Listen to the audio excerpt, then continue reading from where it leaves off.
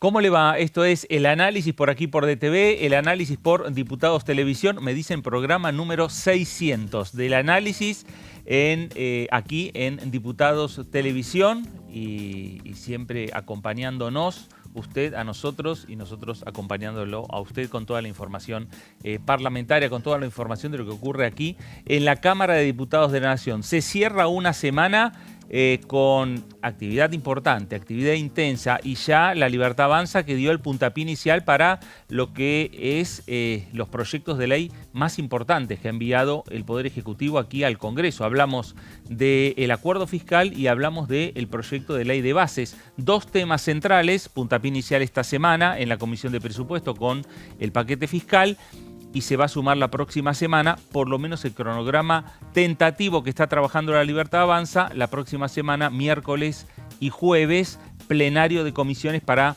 avanzar con estas dos iniciativas, donde va a estar incluido o por fuera, como un proyecto propio, pero lo cierto es, o por dentro de la ley de bases, pero lo cierto es que los tres temas van a ir en conjunto. Hablamos de la reforma laboral que está planteando la Unión Cívica Radical. Señorita Lourdes López, ¿cómo le va? Buenas tardes. ¿Cómo estamos, señor Fraquini? Muy bien. Bueno, también muy atenta de lo que fue esta semana, con muchísimas actividades en cuanto a comisión, lo que decíamos que se estuvieron constituyendo, ya quedaron solamente dos, entre comillas, sin constituir: libertad de expresión, en este caso que, bueno, faltó designar autoridad, que hay algunas comisiones que todavía, que son poquitas, dos o tres, que no se sabe de qué bloque, pero todavía no puntualmente cuál va a ser el legislador que va a ocupar ese lugar. Y, por supuesto, la de juicio político, que todavía hay una parte de la Cámara que lo da como, en este caso, ya tiene un presidente designado, y otra parte todavía no. Esto está, por supuesto, definiéndose. Y con respecto a el resto de las comisiones, bueno, ya se han constituido prácticamente todas, están todas, y así de esa manera también se espera, bueno, qué es lo que va a suceder, sobre todo con los diferentes proyectos, ¿no? Que se van a ir acomodando y que se van a ir desembarcando, más que acomodando, desembarcando y teniendo los giros correspondientes. Por lo tanto, la semana que viene vamos a tener ya nuevas reuniones informativas. Esta semana, reiteramos, tuvimos una de Previsión y Seguridad Social, donde ya hubo avances notorios en materia de dictámenes y también de previsión y esta fórmula de movilidad jubilatoria, chicos, es viernes, sepan disculpar, de movilidad jubilatoria, y también una de una bicameral, lo que es la Defensoría, la Comisión de Defensoría de Niños, Niñas y Adolescentes, donde vino la defensora. Y ahí es donde Marisa Graham, donde pudieron hacer un análisis también de lo que fueron estos 3 primeros meses de gestión del 2024, los 3 primeros meses de trabajo, más que de gestión, porque Marisa Graham ya viene trabajando hace un tiempo a cargo de la Defensoría de los Niños, Niñas y Adolescentes de nuestro país. Así que, bueno, vino a esa comisión de Niños, Niñas y Adolescentes, que es presidida por la diputada Roxana Reyes, de la UCR de Santa Cruz, para exponer todo este trabajo en cuanto a las infancias argentinas.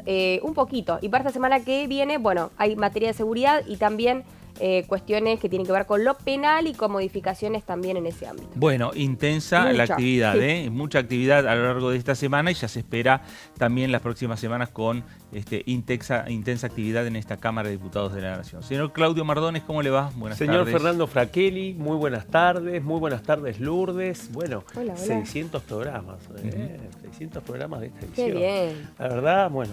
Muy bien. Totalmente. Acá estamos. Acá estamos, cerrando Acá la semana. seguimos trabajando. Cerrando la semana con un número cerrado, ¿no? 600, 6 centurias. No es poco, ¿no? No es poco, obvio. Contando el pulso del escenario legislativo y, bueno, ya transitando varios años contando y reportando un poco lo que está pasando en la Cámara de Diputados. Y precisamente con este número abrimos lo que va a ser el anticipo de la semana que viene. Bien vos decías, Fernando, viene un momento ya de definiciones con el cronograma, con un oficialismo que trata de revertir parte de los errores cometidos en el primer round de la ley bases, y es precisamente esto: un cronograma tentativo, un esquema que ya tiene una definición específica con respecto a la posibilidad de este plenario de 3 comisiones. Hay que ver si en el arranque de este plenario van a poner sobre la mesa el dictamen que volvió, el expediente que volvió comisión, que volvió estas comisiones que se van a volver a reunir, o si nos vamos a encontrar con un nuevo proyecto. Y esto que decía Lourdes también, entiendo que para la semana que viene, en donde se nos cruza la agenda de seguridad que impulsa la ministra de Seguridad Patricia Bullrich con este trabajo en torno a la ley antimafias y otros 3 proyectos, el núcleo de la discusión parlamentaria con la nueva versión de la ley bases y este interrogante, ¿habrá nueva fecha para la Comisión de Juicio Político con esto que veníamos hablando? 2 lecturas. Por una parte, para algunos esa comisión ya está constituida y ya tiene autoridades, para otros no. Y en este contexto es que fue suspendida esta última reunión convocada por el presidente de la Cámara, Martín Menem, que fue parte de una nueva convocatoria luego de intentar suspender la reunión anterior. Así que también se suma este elemento y los interrogantes respecto también a quien considera que es la titular de la comisión, Marcela Pagano. Bueno, ahí hay 2 temas centrales. Por un lado, el tema seguridad, bien como dice Claudio, bien como señaló Lourdes, la próxima semana, y es lo que está en la agenda. Ya en la página web de la Cámara de Diputados de la Nación, en la agenda oficial de la Cámara, convocatoria para reuniones de comisión para hablar estos temas. Presentación que hizo en su momento en conferencia de prensa tanto Patricia Bullrich, la ministra de Seguridad, como el ministro Luis Petri, ministro de Defensa. Hay un foco puesto que es la situación y la lucha contra el narcotráfico en la provincia de Santa Fe. A partir de ahí, ese fue en parte el gran disparador que tuvo este Congreso de la Nación para discutir diferentes proyectos que están ingresando desde el Ejecutivo y que van a ser presentados oficialmente por funcionarios del Gobierno Nacional. Seguramente estas reuniones informativas van a desembocar en las próximas semanas en reuniones ya plenarias de comisión entre los propios diputados para empezar a ir definiendo cronogramas de trabajo también en lo que tiene que ver con una agenda en lucha contra el narcotráfico principalmente y otros proyectos referidos a estos temas, al combate a las mafias y empezar a poner fechas para discutir ya el momento en el cual se firmen los dictámenes y se baje al recinto de la Cámara de Diputados. Y por el otro lado, el otro eje de discusión que tiene que ver con la ley de bases, que tiene que ver con el acuerdo fiscal, que tiene que ver con la reforma laboral. 3 temas, repetimos, en conjunto, en paralelo, discutiéndose por parte de las comisiones de la Cámara de Diputados y que después, posteriormente, tendrán que llegar al recinto de la Cámara Baja. Ahí hay una fecha que es el 25 de mayo, que es el acuerdo y el pacto que quiere firmar el presidente Milei. Para firmar ese pacto quiere tener aprobada esa ley, esas leyes. Lo cierto es que no solo tiene que aprobarse por parte de la Cámara de Diputados, sino también tiene que pasar al Senado Nacional, que ya están adelantando cierto trabajo, porque vienen reuniéndose con los senadores. Sí. Hemos visto reuniones de senadores en la Casa de Gobierno, con el ministro Guillermo Francos, con el jefe de gabinete, con la vicepresidenta Victoria Villarruel. Es decir, que se vienen adelantando estos trabajos, reuniones con los gobernadores. Francos está viajado mucho a lo largo de este tiempo. Han cambiado la estrategia para que el proyecto, cuando llegue al recinto, y ya ponen fechas tentativas. La fecha tentativa para el recinto es lunes 29, martes 30. Lunes 29, martes 30, las fechas tentativas del oficialismo para llevar este tema al recinto de la Cámara de Diputados después que la próxima semana tenga dictamen de comisión. Recordemos que la semana que viene, o en la otra semana, tenemos un feriado que es del 1 de mayo. Y eso adelanta los tiempos por parte de las autoridades de la Cámara de Diputados. Y pone a prueba la capacidad negociadora del oficialismo en este momento, especialmente porque veníamos repasando un poco, tanto Hacemos Coalición Federal como el radicalismo, como el PRO, como Innovación Federal, han entrado ya en el tramo más fino de la negociación, en donde están planteando por anticipado, en la previa de lo que puede ser este plenario de comisiones que estabas contando vos, Fernando, de algunos reparos, como diciendo, bueno, todo bien, pero hay algunas cosas que esperamos que cambien. A esto se suma otro elemento dentro de esta agenda, y es todo el tema educativo, especialmente. Venimos de cerrar una semana en donde también se palpita ya la previa de una gran movilización convocada para el próximo martes 23, que va a contar con la presencia también de la CGT, y esto también ha implicado en las últimas horas una novedad. El Ministerio de Capital Humano anunció un aumento en las partidas para las universidades públicas, había hablado de un acuerdo incluso con el Consejo Interuniversitario Nacional. Lo cierto es que las autoridades de las universidades públicas de todo el país corrigieron esa información, desmintieron de que hubiera un acuerdo y plantearon sus discrepancias, y también ratificaron que finalmente la movilización prevista para el 23 se mantiene. ¿Cuánto de eso va a tener un impacto en la dinámica legislativa? Bueno, es un tema que también hay que explorar, pero que va de la mano con algo que posiblemente nos encontremos varias veces, Fernando, y que tiene que ver con la discusión presupuestaria de distintas provincias y en este caso de las universidades en un año en donde no hay presupuesto 2024, en donde el presidente Javier Milei lleva adelante su gestión a partir de la renovación y de la prórroga y de la ampliación de partidas del presupuesto del año pasado. Claro, bueno, y ahí están también, cada conversación que tiene el gobierno nacional con los gobernadores se plantea por parte del gobierno el respaldo a estos proyectos que van a entrar en la discusión en la etapa final, que es la discusión en las comisiones de la Cámara de Diputados, pero por el otro lado los propios gobernadores que hablan con el gobierno respecto a qué va a pasar con el Fondo de Incentivo Docente, qué va a pasar con el Fondo del Transporte, qué va a pasar con fondos que de la Nación eran girados a las provincias. Y eso también lo que genera que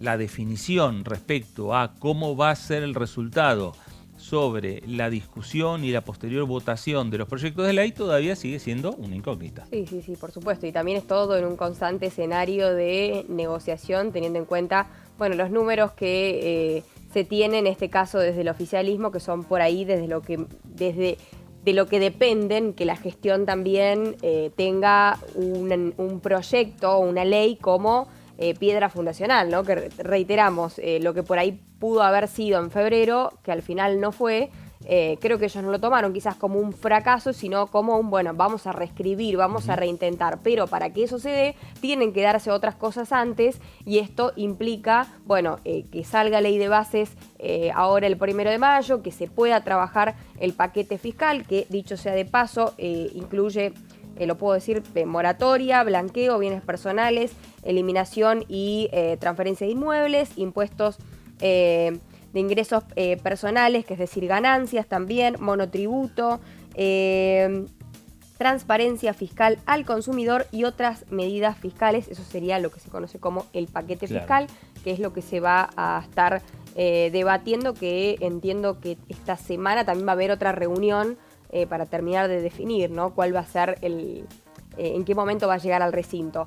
Y esto, a su vez, concatenado o relacionado con el pacto fiscal, ¿no? Son cosas que con el pacto fiscal, en realidad el pacto del 25 de mayo, que de darse la ley base recién ya sería quizás un primer tilde en la bucket list o en la ley, en esta lista de deseos para esperar al 25 que se pueda llegar a un acuerdo entre todos los gobernadores. Bueno, y en el medio, si faltaban algunos inconvenientes o situaciones planteadas en esta Cámara de Diputados, se cuela lo que ha sucedido en el Senado. Totalmente. El aumento de dietas que se dieron en la Cámara de Senadores, hay ruidos también en la Cámara de Diputados. ¿Ruidos? Ya venían hablando varios diputados nacionales con el presidente de la Cámara, Martín Menem. Ruidos y piedras que han venido acarreando este río de desacuerdos que finalmente una parte tuvo una previa en el Senado y también en la Cámara de Diputados en febrero, finalmente, cuando surgió esta diferencia entre la aplicación de los dos tramos de la paritaria, ¿no? Recordemos, el presidente Javier Milei había planteado no aplicarlos, el titular de la Cámara Baja, Martín Menem, cumplió con esa decisión, también lo hizo Victoria Villarroel, pero no estaba de acuerdo, y en ese contexto, bueno, se abrió esta nueva etapa que implicó 3 días de negociaciones, 48 horas de una negociación en donde bueno, quedaron muchos senadores en la incomodidad de levantar la mano o de, en algunos casos, explicar su posición o justificar su posición no levantándola, luego de que hubo una decisión unánime de habilitar la tabla finalmente para definir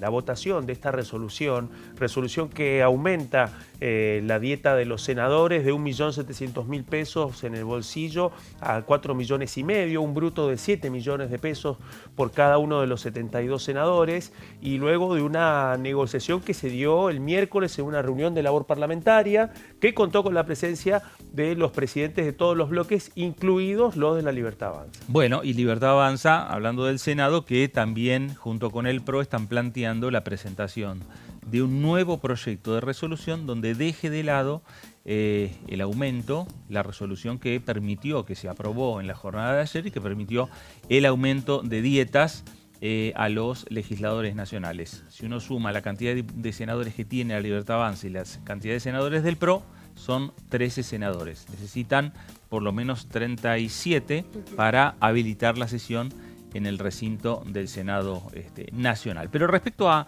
toda esta actualidad que estamos señalando sobre los tratamientos de los diferentes proyectos en esta Cámara de Diputados, la actualidad parlamentaria, el diputado Carlos Zapata de la Libertad Avanza de la provincia de Salta habló con DTV de esta manera. Y la independencia económica tiene que ver mucho con la capacidad que tiene la República de sacarse de encima todos aquellos lazos de dependencia que lo condicionan económicamente. Y la mejor forma es crecer, producir, generar riqueza para que todos los habitantes de la nación tengan la posibilidad de tener un mercado interno, salir a competir al mundo sin ningún tipo de condicionamiento, ya sea por ninguna pertenencia o tener algún condicionamiento político interno. Básicamente hay que reconstruir mucho y también incide bastante en la independencia para poder crecer y ocupar lugares de importancia, lo que tiene que ver el Estado, la presión fiscal. La presión fiscal tiene que ser razonable, sería la palabra adecuada, claro, de forma tal de que los individuos puedan tomar decisiones para colocarse estratégicamente en los mercados. ¿Y usted cree que la ley base, en su filosofía, en su nódulo, tiene ese propósito, ese objetivo? Sí, tiene ese propósito.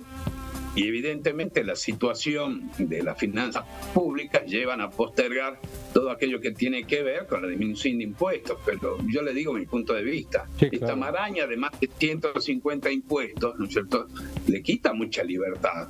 Desde todo punto de vista, la presión fiscal desmedida es una forma de quitar libertad de decisión, de movimiento de los actores de la economía, de actores que tienen que ver con las empresas privadas, y que tiene que ver también con la capacidad de aumentar su operación, de contratar más gente. Claro. El impuesto siempre ha sido visto como una especie de disminución de la libertad de los individuos cuando pasan determinado límite. Claro. Y el impuesto que se paga cuando un Estado no presta servicio es un impuesto bastante negativo. Por el momento, el objetivo es orientado a establecer un equilibrio fiscal para que el Estado deje de ser una carga imposible de llevar a través de la inflación o gastar hoy los recursos que corresponden ser gastados en el futuro, porque eso es lo que es el endeudamiento. Uno toma un préstamo ahora que se va a pagar en el futuro, significa que se está gastando hoy los impuestos del mañana. Entonces, está bastante condicionado. Es toda una frase, pero es toda una frase eso que acabas de mencionar. Lo que se gasta hoy son los impuestos del mañana. Está muy bien eso. Cuando usted toma deuda, tenés razón. ¿Usted con qué la va a pagar? Claro. Con las recaudaciones futuras. Entonces se está gastando hoy los impuestos que se van a cobrar el mañana. ¿Y quiénes van a vivir mañana? Probablemente si la deuda es tan comprometida como tiene la República Argentina, van a ser varias generaciones que van a estar condicionadas por una deuda que de distintos orígenes, alguna parte tenido una cuestión tendrá que ver con alguna modernización del Estado, se habrán hecho inversiones en investigación, pero buena parte de la deuda ha sido utilizada para financiar gastos políticos y esa es la que no tiene recuperación. Ahí estaba Carlos Zapata, diputado de la Libertad Avanza por la provincia de Salta, siempre con su imagen vendiendo a su provincia, un día nublado. Ha ido perfeccionando la metodología Zapata. Sí. y seguramente parecía que era la imagen de la ciudad capital de la provincia, la ciudad de Salta. Bueno, hablando de diferentes proyectos que hay en discusión en esta Cámara de Diputados, porque bien nos decía Lourdes que al ir conformándose prácticamente la totalidad de las comisiones de la Cámara Baja, lo que permite que los diferentes proyectos que van presentando los diputados sean girados rápidamente a las comisiones y las autoridades de las comisiones empiecen a definir con los integrantes de esa comisión, con la comisión respectiva, bueno, cuáles son los tiempos, el cronograma de trabajo, y cada diputado verá que su proyecto empiece a tener un trámite rápido, una circulación entre los legisladores y que pueda ir avanzando. Lourdes, ¿de qué proyecto vamos a hablar y de qué diputado? Bueno, es un proyecto del diputado Roberto Mirabella de la provincia de Santa Fe. En este caso tiene que ver con la Ley de Administración y Reutilización Social de Bienes Cautelados y Decomisados. Se conocía un poco de cómo también ya venía manejándose este tema con respecto a estos autos que en algún momento fueron utilizados para actividades de narcotráfico, para bien delinquir, o que eran por ahí posesión de narcos o criminales y demás. Bueno, que fueron en su momento decomisados y que están en un depósito, capaz juntando suciedad y demás, y ocupando un espacio que podría estar siendo utilizado de otra manera.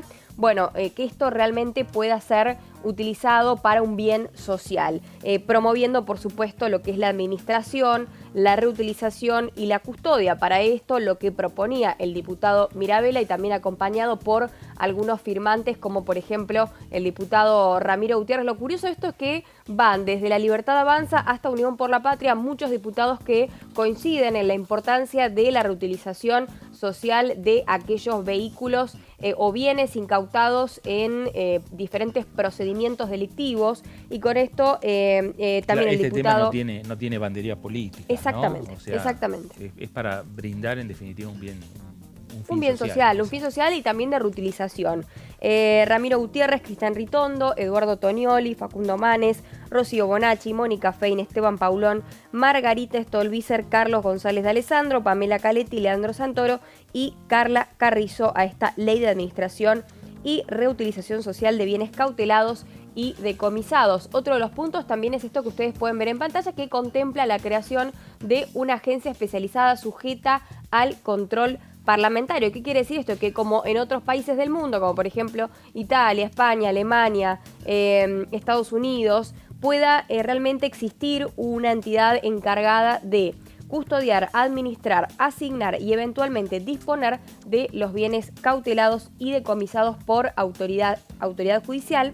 Y de esa forma también es una manera de reutilizar socialmente los bienes, algo que decía el diputado, que tiene que ver con el crimen, que en sí el crimen organizado y la narcocriminalidad y demás delitos, en este caso, producen un daño superindividual que también debe ser reparado. Y esta alternativa es reutilizar socialmente estos bienes. De este modo también la ciudadanía organizada participa de la solución del conflicto, lo que no solo produce su empoderamiento frente al crimen, sino que también completa lo que es la labor judicial y posee un gran valor simbólico. Es por eso que esta agencia que va a ser creada va a ser creada en el hipotético caso que esto también ya pueda tratarse y pueda tener los giros correspondientes, que seguramente serán las comisiones de seguridad, claro, y también quizás la comisión de presupuesto. Bueno, eso todo se termina se va a determinar cuando finalmente ya pueda pasar por comisiones. Esto se encarga de custodiar, administrar y asignar, así como disponer de los bienes cautelados según, se corresponda, ¿no? Claro. Así que es un poco el proyecto que, fue presentado por el diputado santafesino, entendiendo también cuál es el panorama en aquella provincia. Muchos diputados y de diferentes bloques, acompañaron la iniciativa. Bueno, muy bien, ahí están los diferentes proyectos, la agenda del Congreso que se va incrementando en cantidad de propuestas por parte de los legisladores nacionales, y más allá de los grandes temas, de los grandes proyectos como son los que se van a venir, la discusión de la ley de bases o de paquete fiscal o las leyes que tienen que ver con seguridad, también están las propuestas que están presentando los propios legisladores nacionales. Vamos a hacer una pausa aquí en el análisis para regresar y seguir hablando de estos temas. La agenda que se viene aquí en la Cámara de Diputados. Pausa, esto es el análisis por aquí por DTV y nos reencontramos.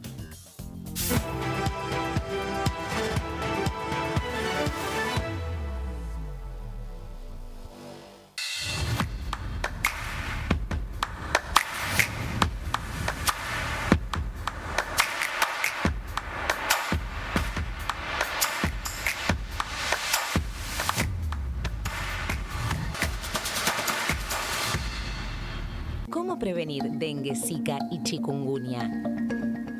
Para prevenir estas enfermedades, evita que el mosquito te pique y no lo críes en tu casa.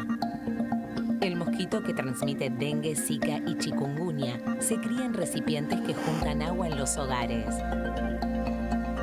Da vuelta o tapa los objetos que puedan acumular agua o eliminalos si no los usás. Limpia y cepilla frecuentemente desagües y libera canaletas de hojas y o tierra. Evita tener plantas en floreros o frascos con agua. Limpia y rellena con arena los portamacetas.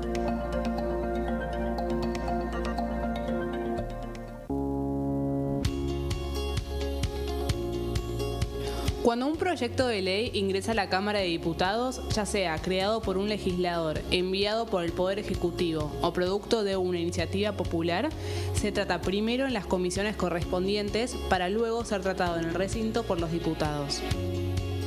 Las comisiones son el ámbito de análisis y debate sobre los proyectos de ley conformadas por legisladores de distintos bloques. Hay 23 comisiones especiales que tratan temas específicos como el atentado a la AMIA y 45 permanentes que tratan temas vigentes como educación y salud. Un diputado puede formar parte de varias comisiones. Cada comisión se compone de un presidente, un vicepresidente y de 3 a 5 secretarios. La duración de los miembros de las comisiones permanentes y especiales es de 2 años. Para que la comisión funcione debe tener quórum, es decir, un mínimo de 15 y un máximo de 31 a 49 diputados. Las autoridades son elegidas por los propios integrantes de las comisiones, que a su vez son elegidos bajo consenso por sus propios bloques. Para que un proyecto sea tratado en el recinto, debe contar con el apoyo de la mayoría de los integrantes de esa comisión. Al finalizar una reunión de comisión, se dictamina sobre la pertinencia de tratar el proyecto en el recinto. El dictamen propone una resolución o decisión sobre una o varias iniciativas o proposiciones.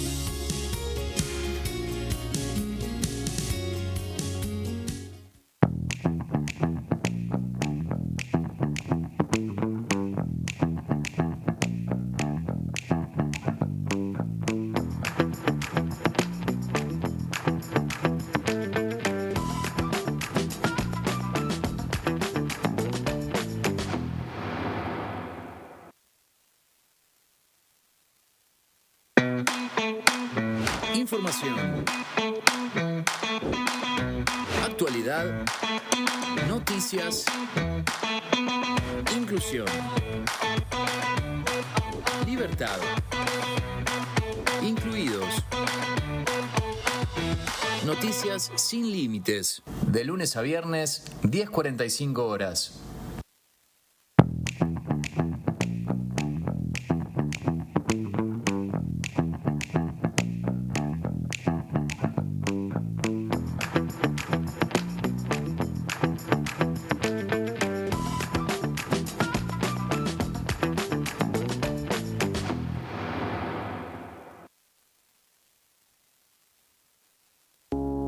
Las sesiones son el espacio donde los diputados debaten proyectos de ley para su aprobación, modificación o desaprobación. En una misma sesión se pueden tratar varios proyectos de ley. Desde el 1 de marzo, cuando el presidente las inaugura, se desarrolla el periodo de sesiones ordinarias. Entre el 1 de diciembre y el 28 de febrero se extiende el periodo de sesiones extraordinarias que solo pueden ser realizadas a pedido del presidente de la Nación. En el recinto, el bloque oficialista se dispone a la derecha del presidente de la Cámara, el bloque opositor mayoritario a la izquierda y en el centro los bloques con menos cantidad de integrantes. En el tratamiento, en general, los diputados tienen 7 minutos y los jefes de bloque entre 20 y 12 minutos conforme al número de legisladores que representen. La sesión es dirigida por el presidente de la Cámara de Diputados, que administra el uso de la palabra y las distintas instancias del funcionamiento. A la izquierda del presidente está el secretario administrativo, a la derecha el secretario parlamentario y debajo de él están los taquígrafos, que registran cada uno de los testimonios.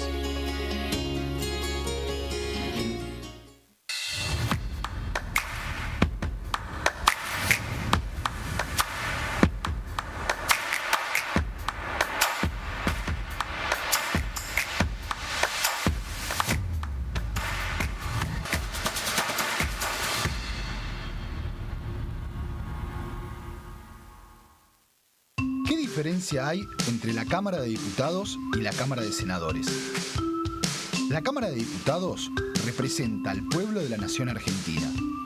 Esto significa que las provincias más grandes y con mayor cantidad de habitantes tienen muchos más diputados que las provincias más pequeñas.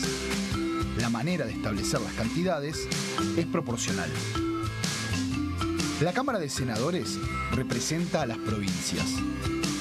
Cada provincia envía 3 senadores al Congreso Nacional. El total de senadores es 72, dado que las provincias argentinas son 24. Este es un número fijo.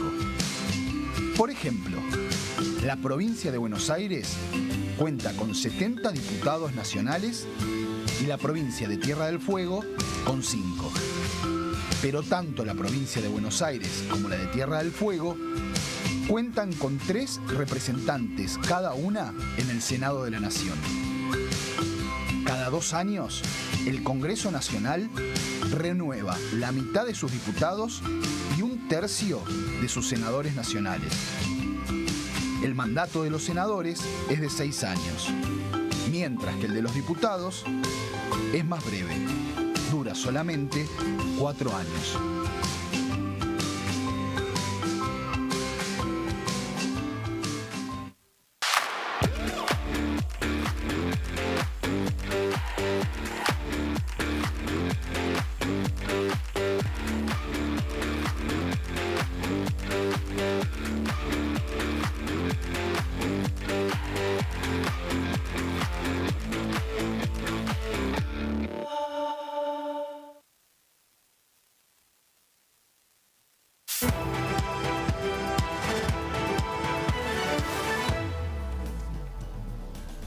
Muy bien, regresamos aquí a el análisis por DTV, el análisis por Diputados Televisión, análisis número 600, el análisis número 600 que estamos celebrando y que estamos llevando adelante el día de hoy. En Diputados Televisión se habló durante uno de los programas, el programa de Melina Fleiderman, se habló sobre la inteligencia artificial, un tema que el Congreso tiene que abordar en algún momento, que otros parlamentos del mundo, principalmente en Europa, ya lo están abordando.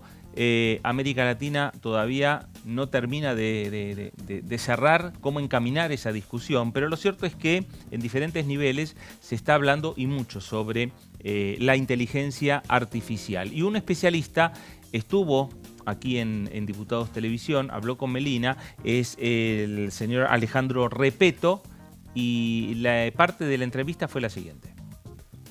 La tecnología en sí logró ser tan abierta que hoy todos la pueden aplicar, no es una cuestión de quién es punta de lanza o quién no.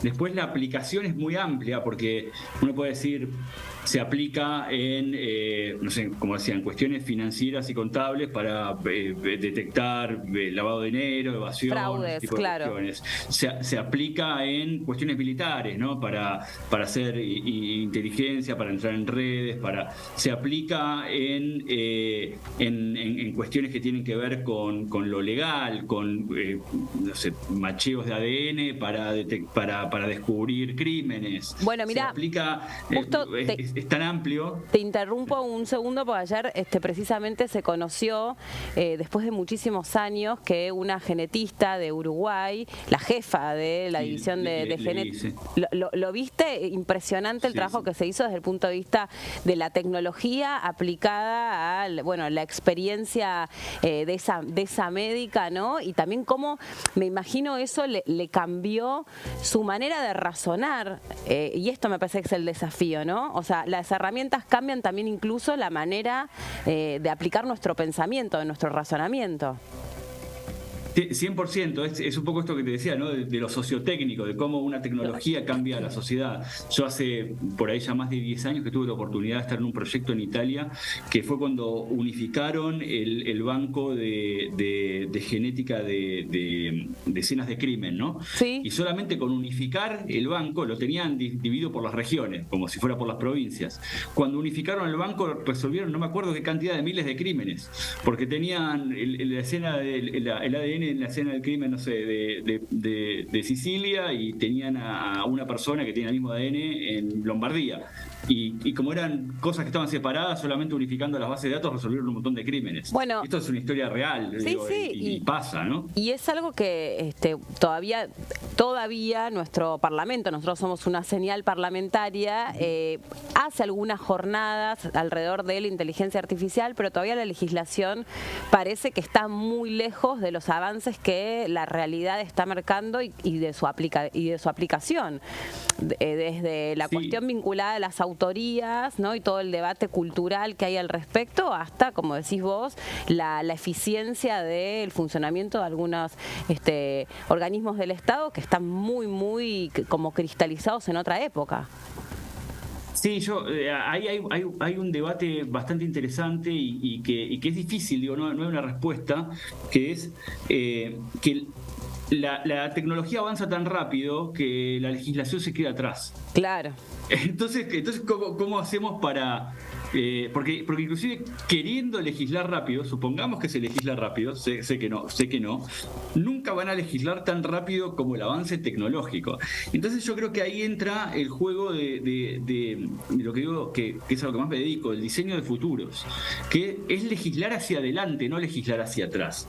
No que aparezca la inteligencia artificial y decir ahora hay que legislarla, sino tratar de entender cuál va a ser el próximo avance y empezar a entender el impacto social que tiene para entender si hay que hacer alguna legislación o no. Bueno, ahí estaba Alejandro Repetto, especialista en inteligencia artificial, dialogando con Diputados Televisión. Acá tengo una información que señala, vale la pena destacarlo, ahí estaba conectado desde Finlandia el especialista, y que dice que la Unión Europea ha conseguido, esta es una información del año pasado, de 2023, ha conseguido su objetivo de ser la primera región del mundo que se dotará de una ley integral para regular la inteligencia artificial, una tecnología que genera tantas expectativas como inquietudes por su potencial disruptivo. 2023, Europa tiene su primer ley en cuanto a la inteligencia artificial. Meli planteaba ahí en la entrevista con Repetto, en la República Argentina hay también algunos proyectos. Hay algunos proyectos que lo hemos contado oportunamente. Sí. Un proyecto que tiene la firma de la diputada del bloque Unión por la Patria de Catamarca, Anaí Costa, que bueno, lo que busca es precisamente buscar, acá hay un tema que lo estaban hablando recién en la entrevista, buscar los términos técnicos y la especificidad legislativa para empezar a reglamentar y para buscar formas de controlar eso, en donde hay un tema que impacta directamente en las empresas vinculadas. Claro. Este tema, que veníamos comentando a partir de la presentación de Costa, sucedía casi los mismos días que el presidente de los Estados Unidos, Joe Biden, anunciaba en la Casa Blanca el envío al Congreso de los Estados Unidos de un paquete de iniciativas precisamente para poder regular y controlar la inteligencia artificial y abordar, específicamente el funcionamiento y la utilización de la inteligencia artificial como una herramienta desde el Estado y el rol que puede tener en el funcionamiento de determinados organismos públicos.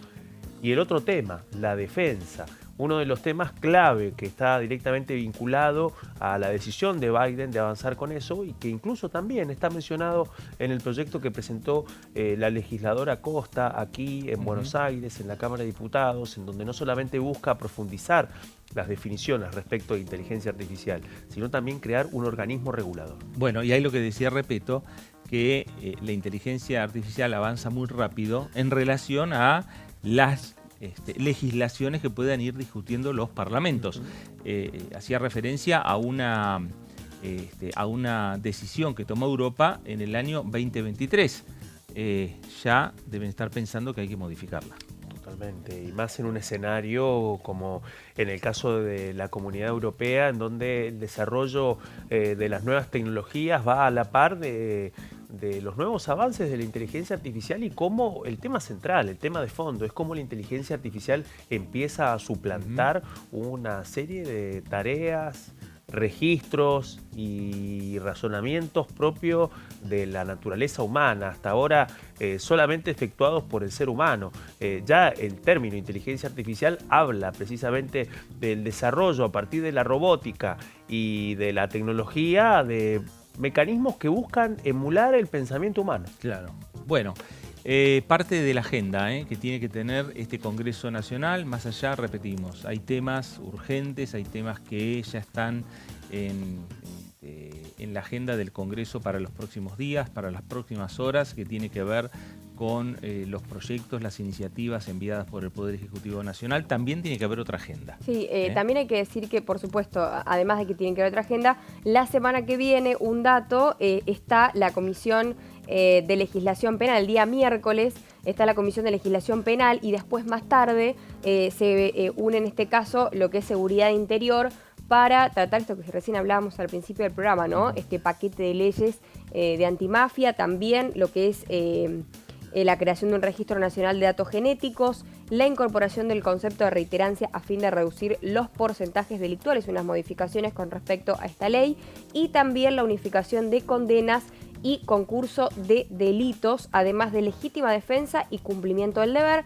Es un proyecto que también fue presentado por el Poder Ejecutivo, firmado por el presidente Javier Milei, por el ministro de Justicia, Mariano Cuneo Libarona, en este caso por Patricia Bullrich, la ministra de Seguridad, y también el jefe de gabinete de ministros, estamos hablando de Mariano Pose. Bueno, Nicolás Pose. Nicolás Pose. Es temas que en algunos casos va a generar algunas discusiones fuertes, ¿no? El tema de la legítima defensa por parte de las fuerzas de seguridad es un tema, es un tema a ser polémico.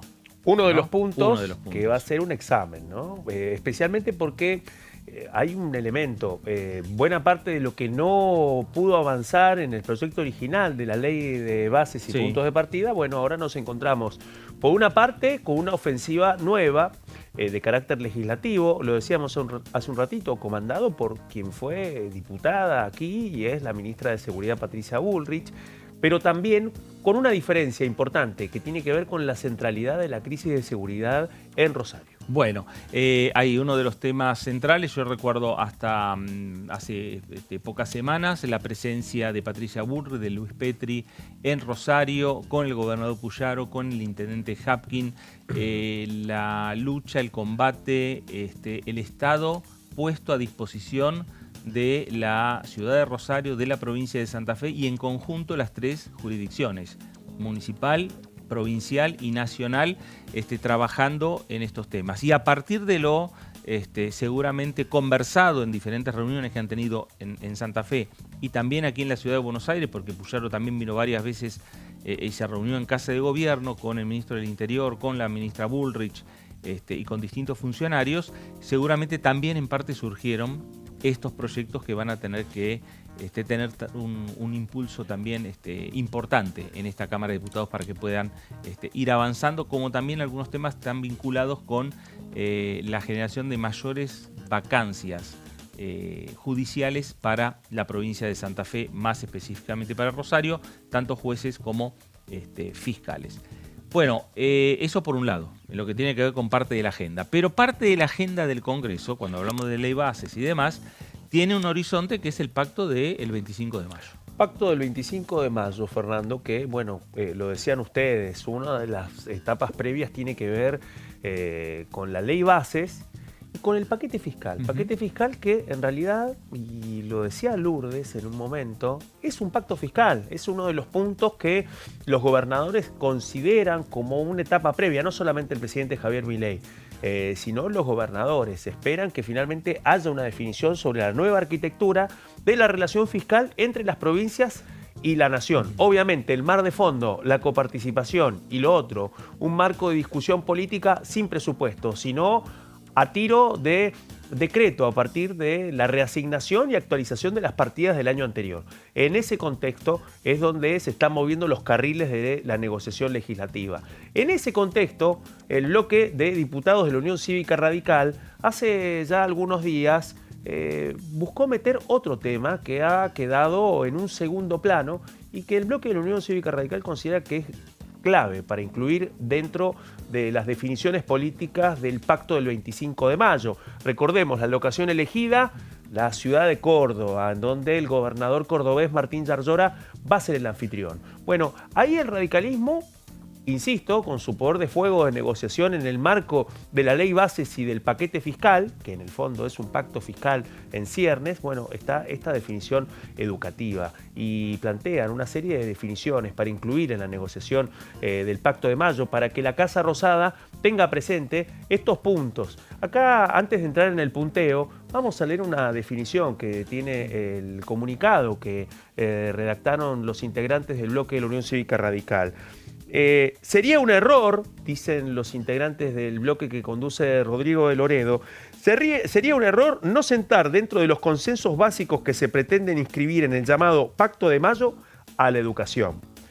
No hay posibilidad alguna de desarrollo sostenido sin una amplísima base de definiciones en la formación de las capacidades necesarias de la población para afrontar esta situación. La pobreza se la combate con el trabajo, pero se la derrota con educación. Esa es la última frase de esta definición que plantea el radicalismo. Hay que ver si finalmente el Poder Ejecutivo tomará nota. ¿Por qué? Porque sucede en un momento de tensión presupuestaria entre el gobierno nacional y las universidades, en la previa de lo que va a ser la movilización del próximo martes, en donde hay una discusión presupuestaria de fondo muy aguda entre el Ministerio de Capital Humano, la Secretaría de Educación y el Consejo Interuniversitario Nacional. En ese contexto toma mucha relevancia repasar un poco lo que está por fuera de la educación universitaria, que es uno de los puntos y termómetros políticos, pero este decálogo de propuestas de la Unión Cívica Radical arranca con un punto y tiene que ver con garantizar, en primer lugar, la escolaridad efectiva en la sala de 3 como un objetivo para todo el país. Estamos hablando de objetivos que son realmente, en términos de la gestión educativa, bastante ambiciosos, pero que también muestran un poco cuál es la situación y la lectura que tiene el radicalismo sobre la actualidad educativa a nivel federal. El primero, todo un termómetro, plantear esto, en primer lugar, que haya escolaridad efectiva en la sala de 3 en todo el país y que sea un punto de coincidencia entre las 24 jurisdicciones, obviamente en el marco de la coordinación de la Secretaría de Educación dentro del Ministerio de Capital Humano y, naturalmente, la centralidad que tiene el Consejo Federal de Educación. Otro punto, Fernando, muy importante, garantizar la alfabetización en un 100% en primer grado. Otro tema clave. Arrancan primero con la sala de 3, luego van con el requerimiento, el objetivo de contar con una alfabetización del 100% en primer grado. Después, el otro tema que también formó parte de la discusión en la pandemia, la terminalidad educativa, poder garantizar de que hayan formas y programas para garantizar la terminalidad, especialmente en el secundario. Otro punto, la jerarquización del rol educativo, obviamente, en la formación docente, en un momento en donde además la discusión política gira en torno a algo que vos decías, Fernando, los fondos federales que en algunos casos han impactado en la educación. Uno, claro, el Fondo Nacional de Incentivo Docente, que fue anulado, no tiene financiamiento y no hay señales de que pueda ser restituido. Si bien forma parte de una de las discusiones que va a llegar a la Corte Suprema de Justicia, impulsado por algunos gobernadores. Otro de los puntos también, algo que ha pasado inadvertido, recuperar la calidad de la estadística educativa para llevar adelante el diseño de las políticas públicas. Bueno, ahí hay un tema con respecto a cuáles son los datos que tiene el Estado Nacional para conocer el estado del arte de la situación educativa en todo el país, especialmente en primaria y secundaria. No estamos hablando específicamente del mundo universitario, de la educación superior, sino de la etapa previa que involucra a la infancia y a la adolescencia. Otro de los puntos también, ofrecer alternativas adecuadas para los jóvenes y para los adultos. Léase Plan Fines, una de las experiencias que fue exitosa y que también plantea otro desafío respecto a cuáles son los recursos que tiene el Estado Nacional y las provincias para poder cumplir con la otra etapa en el caso de que la terminalidad educativa de la secundaria haya fallado en la etapa de formación de los jóvenes. Bueno, ¿cómo hacer con los jóvenes y cuando ya están en un proceso en donde son adultos con trabajo o con trabajos irregulares? Bueno, en ese contexto lo que sostiene el radicalismo es que hace falta también una política más clara en ese sentido y de carácter federal. Otro de los puntos, articular al Estado Nacional, a las provincias y a este gran actor del que venimos hablando, las universidades nacionales. Bueno, hay que ver ahí cuál puede ser el rol y cuál es la discusión que involucra a las universidades nacionales, al Consejo Interuniversitario Nacional en este contexto de un profundo tironeo presupuestario. Otro de los puntos, casi una declaración de principios y tiene que ver con fortalecer las políticas de calidad del sistema educativo, pero vinculado especialmente a otro punto poco abordado en los últimos años que tiene que ver con la acreditación de las carreras, con el control de las carreras y la acreditación universitaria. Y finalmente, un tema que forma parte de otro reclamo histórico de la comunidad docente y que tiene que ver con contar con programas de formación y actualización educativa permanente. Algunos de los temas que en este contexto ha quedado en evidencia de que están por fuera de la agenda urgente del Gobierno Nacional, del Ministerio de Capital Humano y también de la Secretaría de Educación. En ese contexto, un bloque como la Unión Cívica Radical, que va a tener un rol determinante en las negociaciones que se vienen esta semana, planteó este pronunciamiento. Bueno, ahí está, un tema central, gracias Claudio, porque sin dudas este va a ser uno de los temas que tendrá que definir y dirimir ahí el Gobierno Nacional, si lo va a incluir o no en la propuesta del pacto del 25 de mayo. Y hay un dato no menor, la incidencia que tiene el bloque de la Unión Cívica Radical con sus 34 diputados, con su treintena también de senadores nacionales, a la hora de construir mayorías para el oficialismo y lograr la posibilidad de avanzar con diferentes proyectos de ley, como son los que, repetimos, que la próxima semana van a tener ya definiciones, como es la ley de bases y la ley de acuerdo fiscal. Dos temas centrales.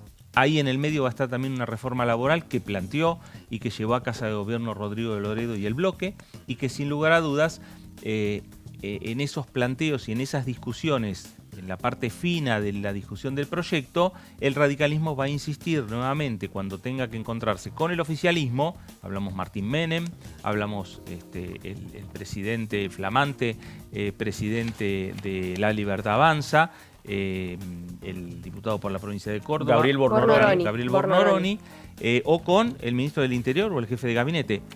Va a seguir planteando la necesidad de discutir el 25 de mayo también, que forme parte de ese pacto entre nación y provincias, el tema de la educación. Exactamente. Sí, es un tema que por supuesto también va a seguir en debate, y me parece que es el momento para que esto se pueda llegar a abordar, ¿no? Claro.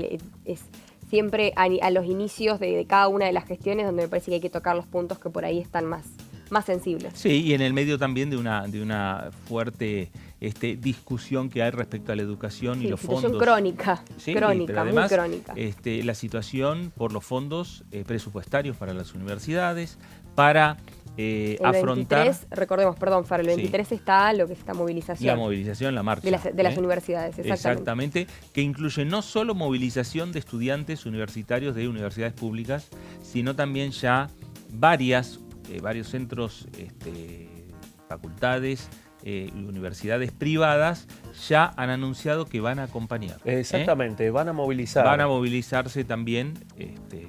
En el medio también está un anuncio que hizo el gobierno en las últimas horas de ayer, que es autorizar lo que son aumentos en partidas presupuestarias para las universidades. Bueno, estas son las discusiones y con estas discusiones estamos cerrando esta semana, estamos cerrando el análisis del día de hoy. Análisis número 600, el que cerramos en la jornada de hoy. Lourdes, gracias. Un placer, como siempre. Claudio, gracias. Un gusto. Felices 600. Gracias. Felices 600. A ustedes también, gracias por estar ahí.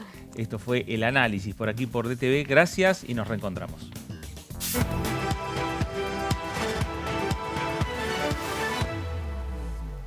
representa a las provincias.